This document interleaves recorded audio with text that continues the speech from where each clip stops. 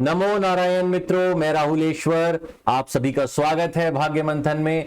मित्रों, आज की हमारी चर्चा का विषय होने वाला है तुला राशि, जुलाई मासिक राशिफल 2021।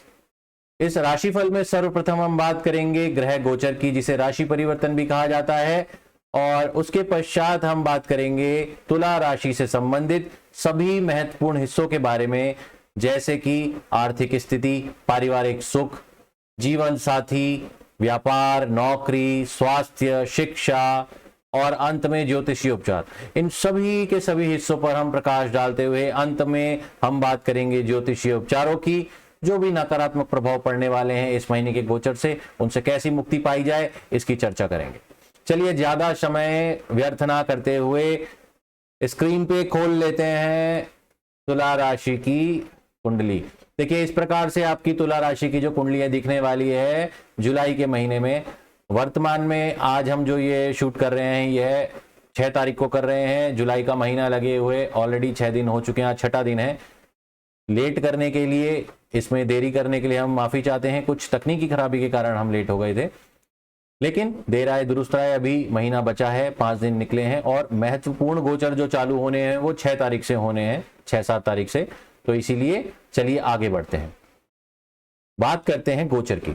सर्वप्रथम इस महीने जो ग्रह गोचर कर रहे हैं वो है बुध ग्रह। बुध ग्रह वर्तमान में आपके वृषभ राशि के ऊपर राहु के साथ हैं और आपकी जन्म कुंडली में अष्टम भाव में विराजमान है। 7 तारीख को यह गोचर कर जाएंगे यहां से अपनी स्वराशि मिथुन में, जहां पर यह बने रहेंगे 25 तारीख तक, 25 जुलाई 2021 तक। और इसके पश्चात 25 तारीख के बाद भी फिर यह गोचर करेंगे इस महीने एक बार, और चले जाएंगे कर्क राशि में, और महीने के अंत तक वहीं बने रहेंगे।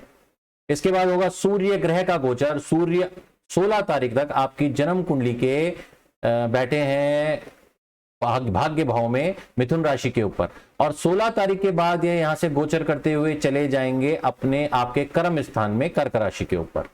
इसके बाद गोचर की बात करेंगे मंगल ग्रह की। मंगल ग्रह वर्तमान में अपनी नीच राशि में विद्यमान है कर्क राशि के ऊपर, और आपकी जन्म कुंडली के अनुसार आपके दशम स्थान, आपके कार्य स्थान पर विद्यमान है, और 20 तारीख तक यहीं पर बैठे रहेंगे। 20 तारीख के बाद यहां से गोचर के राशि परिवर्तन करके यह चले जाएंगे सिंह राशि में, अपनी मित्र की राशि में। इसके बाद हम चर्चा करेंगे शुक्र ग्रह की। शुक्र ग्रह 17 तारीख तक कर्क राशि में रहेंगे नीच के मंगल के साथ, और 17 तारीख को यहां से स्थान परिवर्तन करके, राशि परिवर्तन करके चले जाएंगे सिंह राशि के ऊपर। सिंह राशि आपका लाभ स्थान है, और महीने के अंत तक फिर यहीं पर बने रहेंगे। बृहस्पति की स्थिति कुंभ राशि में वक्री होकर बनी पड़ी है, ये रहेगी इस समय, अभी लंबी चलेगी सितंबर तक लगभग। उसके बाद शनि को देखें तो शनि भी अभी रहेंगे। शनि मकर राशि में आपके विद्यमान है, पूरे महीने बने हुए हैं। राहु ग्रह भी लंबे समय तक बने रहेंगे वृषभ राशि में, अभी आपके ये अष्टम भाव में विद्यमान है, जैसे कि मैंने पहले बताया। केतु भी वृश्चिक राशि में विद्यमान रहेंगे इस पूरे के पूरे महीने में। इन सभी ग्रहों के राशि परिवर्तन करने के कारण जो प्रभाव आपकी जन्म कुंडली को मिल रहा है, उसी की चर्चा करते हैं बिना समय व्यर्थ गवाए। तो सर्वप्रथम बात करेंगे आपकी आर्थिक स्थिति के बारे में, कैसा रहने वाला है आपका आर्थिक रूप से यह महीना। देखिए, आपकी जन्म कुंडली अगर आप देखेंगे तो धन स्थान पर केतु विराजमान है वृश्चिक राशि पर। लाभ स्थान में अभी कोई ग्रह नहीं है फिलहाल, सिंह राशि के अंतर्गत आता है, और सूर्य ग्रह बैठे हैं भाग्य भाव में अपनी मित्र राशि के घर में। और अगर आप देखें कर्म स्थान जो प्रभावित हो रहा है कहीं ना कहीं मंगल और शुक्र से हो रहा है, क्योंकि पैसा धन जो आना है ज्यादातर अपने मेहनत से आता है, अपने पराक्रम से और परिश्रम से आता है। तो कर्म स्थान को भी यहां पर देखना जरूरी है कि पैसा किस प्रकार से आ रहा है। तो यहां पर नीच के मंगल शुक्र के साथ बैठे हैं, पैसा तो यहां पर नीच के मंगल देंगे, परंतु कुछ समस्याओं के साथ, कुछ रुकावटों के साथ। सर्वप्रथम यह जान लीजिए कि आपकी जन्म कुंडली के अनुसार आपके ऊपर शनि की ढैया चल ही रही है। शनि की ढैया के अंतर्गत कहीं ना कहीं समस्याएं, अड़चने, रुकावट, परेशानियां, हर्डल्स नाना प्रकार के बनते हैं। कोई कार्य होते होते रुक जाना, कोई समस्या बन जाना, आप बिल्कुल एंड मोमेंट पे किसी काम को फिनिश करने वाले हैं, क्लोज करने वाले हैं, और वहां पर वो खराब हो जाना। इस तरीके के जो प्रभाव हैं वो शनि की 7.5 और ढैया में बनते ही हैं। आपकी राशि 24 जनवरी 2020 से शनि की ढैया भोगी रही है, और वर्तमान में भी इसका प्रभाव कुछ ज्यादा ही है, क्योंकि शनि जो है इस ढैया में जो चल रहे हैं, अभी सेंट्रल डिग्रीज में चल रहे हैं, तो अपना प्रभाव जो है कि ज्यादा देंगे। तो कहीं ना कहीं मिले जुले प्रभाव रहेंगे। ऐसा नहीं है कि आपके पास बिल्कुल धन नहीं आएगा, और ऐसा भी नहीं है कि बहुत ज्यादा ही आ जाएगा। आएगा, कभी कभार आप लक्की साबित होंगे, सौभाग्यशाली साबित होंगे, भाग्यशाली साबित भी होंगे धन के मामलों में। अचानक से धन की प्राप्ति होगी आपको, लेकिन बहुत बड़ा कोई मिरेकल अगर मैं यहां बोलूं तो मुझे नहीं दिखता है। धन की प्राप्ति होती नियमित रूप से नजर आती है। तो आर्थिक दृष्टिकोण से अगर मैं देखूं, छोटे मोटे स्टेप्स के साथ, जैसे 7 तारीख के बाद आपको मेरे को बुध जो है भाग्यस्थान में आएंगे तो धन की स्थिति में सुधार लाएंगे, कहीं से रुका हुआ धन प्राप्त करवाएंगे। सूर्य ग्रह भी अपने गोचर से देखिए, अगर पहले तो जब सूर्य दशम भाव में जा रहे हैं भाग्य स्थान से, तो यहां पर थोड़ा सा अच्छा प्रभाव देंगे। भाग्य भाव में वैसे वो बैठे हुए हैं अपने मित्र क्षेत्रीय राशि में भाग्य स्थान पे, लेकिन उतने ज्यादा अच्छे फल नहीं देने वाले 16 तारीख तक। लेकिन जब अपने दशम भाव में जाएंगे सूर्य 16 तारीख के बाद से, तो यहां पर आपको काफी चीजें मिलने वाली हैं। धन आपको मिलने वाला है, अपने भाग्यवश भी मिलने वाला है और मेहनत के कारण भी। तो आर्थिक स्थिति के अगर दृष्टिकोण से हम जुलाई का महीना देखें तो मिले जुले फर्क आएंगे यहां पर पिछले पास्ट महीनों से अगर तुलना करी जाए तो। पर लेकिन प्रगतिशील दिख रहा है मुझे, आपका फाइनेंस सेक्टर जो है प्रगतिशील दिख रहा है, तो यह अच्छी बात है आगे के लिए। ठीक है, इसके बाद चर्चा करेंगे हम व्यापारिक गतिविधियों में जो लोग जुड़े हुए हैं, व्यापार से, व्यवसाय से, चाहे छोटा व्यवसाय हो चाहे बड़ा व्यवसाय हो। मेरे को यहाँ पर अच्छी चीजें दिख रही हैं। 7 तारीख तक तो थोड़ा सा संभल के जरूर चलने की जरूरत है जुलाई के महीने में, और 16 तारीख तक कुछ अच्छी और कुछ नेगेटिव घटनाएं आपके साथ यहाँ घटती रहेंगी वर्क स्टेशन के ऊपर आपके। लेकिन 16 तारीख के बाद मैं कहना चाहूंगा कि एक अच्छा समय आपकी तरफ बढ़ रहा है यहाँ पर। व्यवसाय में विस्तार, अपॉर्चुनिटीज, और देखा जाए तो काम बढ़ रहा है, आपको मेहनत बहुत करवाने वाला है, इसके लिए आपको यात्राएं भी करनी पड़ सकती हैं। तो कुल मिला के एक अच्छा समय साबित होगा जुलाई का 16 तारीख के बाद व्यापारिक दृष्टिकोण से आपके लिए। तो तैयार हो जाएं। और 16 तारीख तक थोड़ा सा नेगेटिव है, इसलिए मैं यह बोलूंगा आपको कि आपको मनोबल कम नहीं करना है, मनोबल मजबूत रखना है, उत्साही बने इस समय पर कि चलो ये टाइम निकल गया तो इसके बाद थोड़ा सा अच्छा आएगा, इसमें मैं कवर करूंगा सारी पिछली प्रॉब्लम्स और नुकसानों को।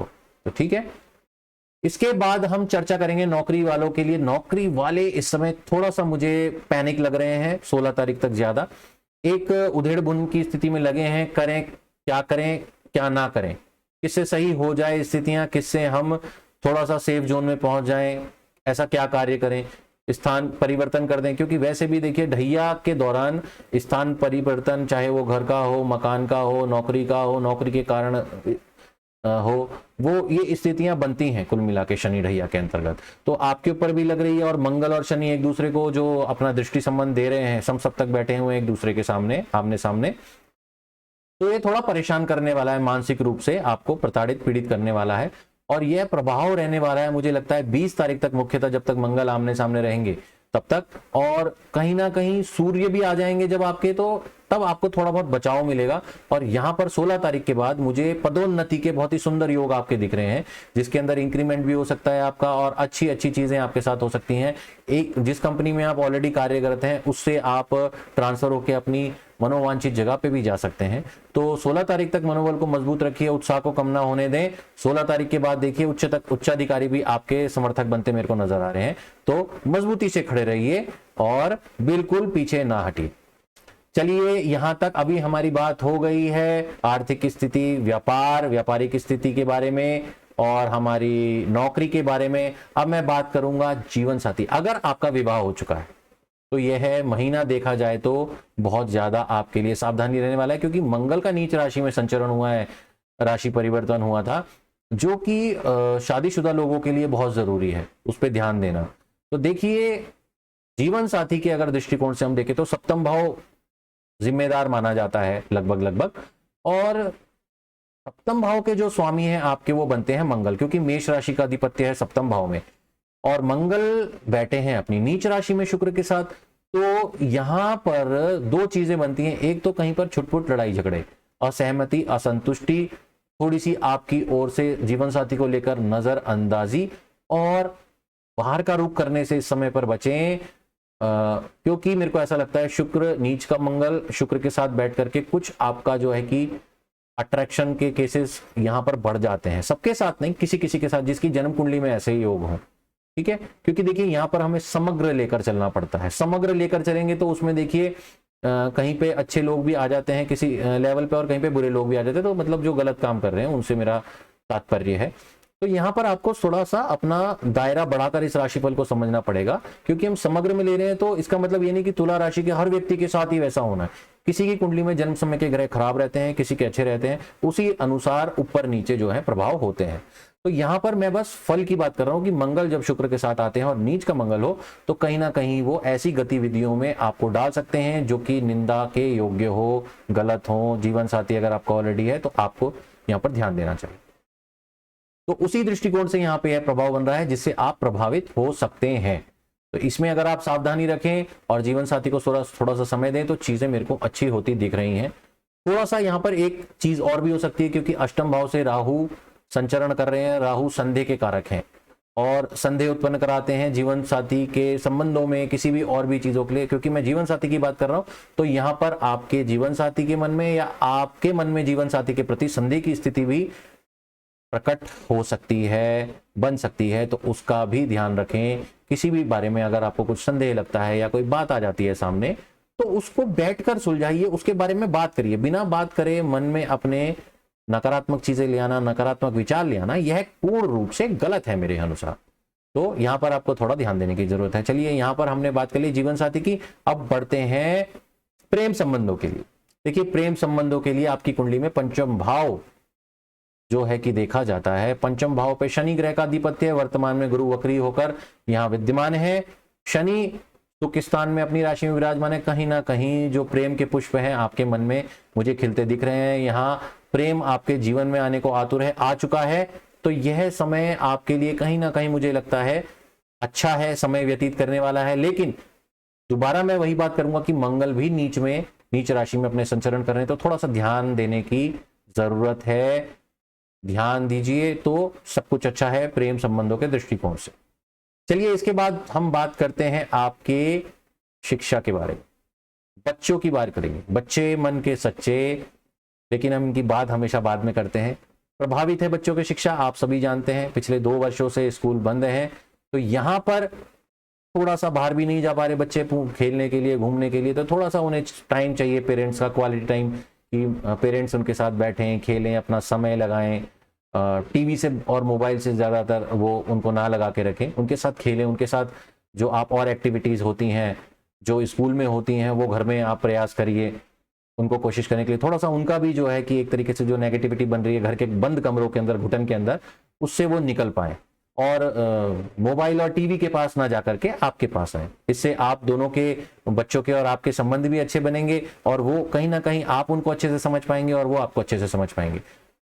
दूसरी ओर अगर मैं शिक्षा की बात करूं तो थोड़ा सा तुला राशि के बच्चों में मुझे आलस्य दिख रहा है, क्योंकि शनि का प्रभाव बन रहा है, शनि ढैया भी लगा रहे हैं। तो थोड़ा आपको उन्हें एक्टिव करने की जरूरत है। ट्यूशन तो इस समय पर लगाना, कुछ लोग लगा भी रहे हैं ऑनलाइन, कुछ लोग नहीं भी लगा सकते, तो लगा रहे हैं तो वहां पर ध्यान दीजिए, बच्चे के साथ बैठिए, समय दीजिए, आलस्य ना आने दें उनके अंदर। पढ़ाई को लेकर के जागरूकता रखें कि बेटा यह पढ़ना जरूरी है, चाहे समस्या कुछ भी हो।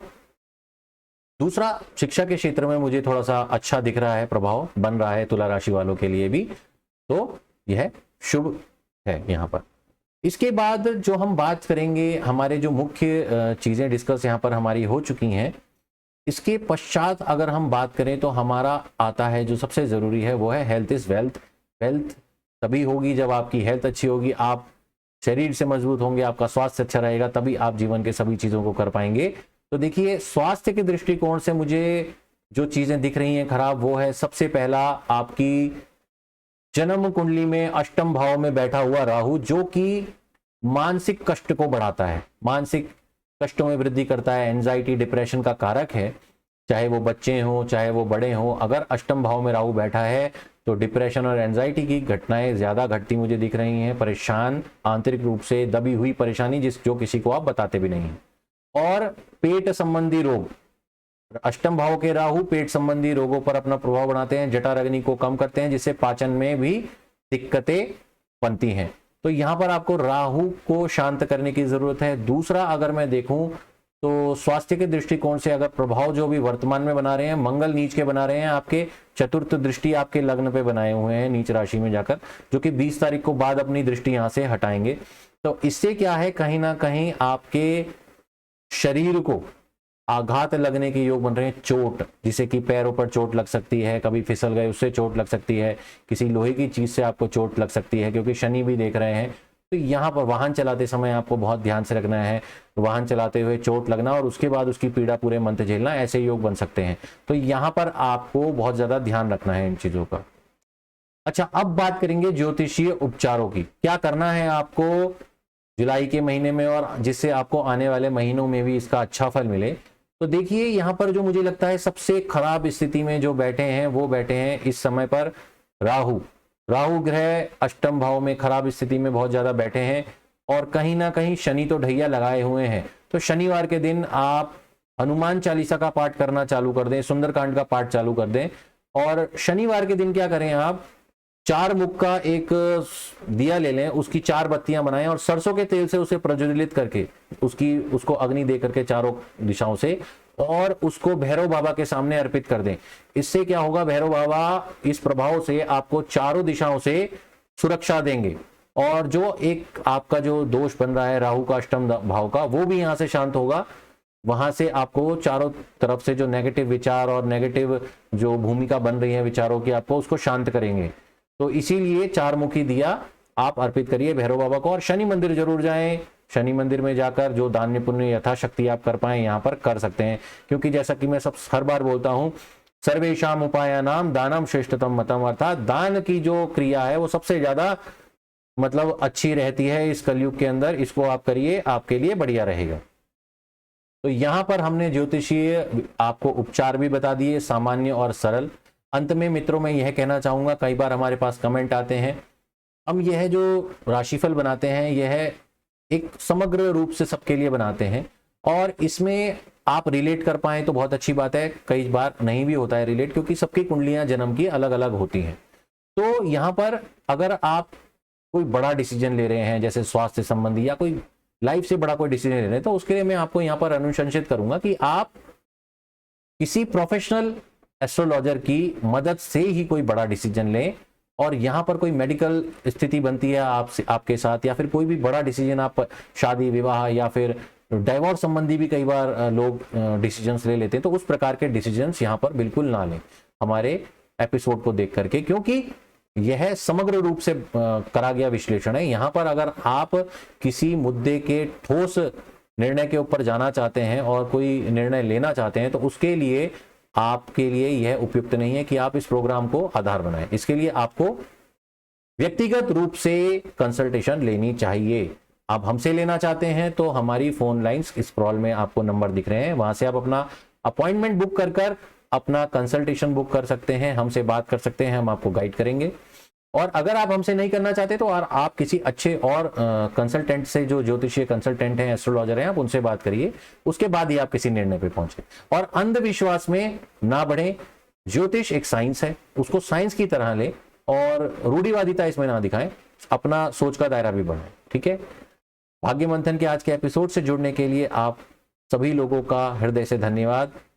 आपसे मैं एक और बात यहां पर शेयर करना चाहूंगा, यदि आप किसी टॉपिक पे चाहते हैं हम चर्चा करें ज्योतिष के ऊपर, तो आप हमें मैसेज कर सकते हैं, ईमेल कर सकते हैं, या फिर हमारे चैट बॉक्स में हमें आप जो टॉपिक है वो लिखकर भेज सकते हैं। हम बहुत ही जल्दी क्वेश्चन आंसर राउंड में आपकी कुंडली भी लेंगे और आपके जो टॉपिक्स दिए गए हैं उनको अपने जो लाइव स्ट्रीम के दौरान किसी लाइव स्ट्रीम में भी हम ले सकते हैं। तो इसके साथ हम आज का जो हमारा प्रोग्राम है तुला राशि का राशिफल मासिक जुलाई का, उससे आज्ञा चाहते हैं। आपका बहुत बहुत धन्यवाद। नमो नारायण।